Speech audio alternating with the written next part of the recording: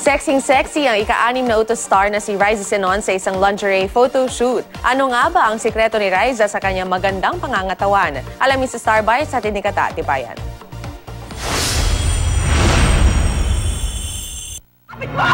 Wow! Nagsalita ang malinis. Hindi lang sa ika-6 na utos mapangahas at palaban si Riza Senon bilang si Georgia. Kasiping ka! Maging sa pagmomodelo ng lingerie, wala rin siyang uurungan. Sexy and fierce mangkuha sa kanya. Yung mga pictures na yun, galing, hindi pa yun na-edit. Maganda siya, sobrang cute nga nung itsura. Ang kanyang magandang pangangatawan ay bunga raw ng disiplina at pagdijeta. Kahit magdamagan sa tapings, naglalaan pa rin siya ng oras sa pag-exercise. Hindi naman ako kumakain ng pork eh. Hindi rin ako kumakain ng seafood.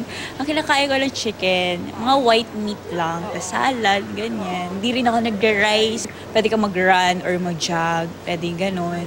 Or sa mag-sit-ups ka lang sa house, ganyan. Basta man napapawisan ka, nababawasan naman yun eh. Pero syempre, yun nga, sinasabi ko, mas importante pa rin yung kinakain mo. Habang tumitindi naman ang mga eksena ni Georgia sa ika-6 na utos, kung saan siya ay madalas stress, malungkot at praning. Mas nagiging hamon kay Riza na bigyang husay ang pagganap. Grabe yung range niya pag nagalit. Hindi ako ganun kapag nagagalit, so medyo mahirap para sa akin. Nagpapalpitate ako, nagsishake ako, nagkakaroon ako anxiety attack pag ginagawa ko siya. At kapit lang daw sa mga susunod pang eksena sa ika-6 na utos. Tatama na ba ang karma kay Georgia? Huwag silang bibitaw kasi sobrang daming mangyayari. Katatibayan, GMA News.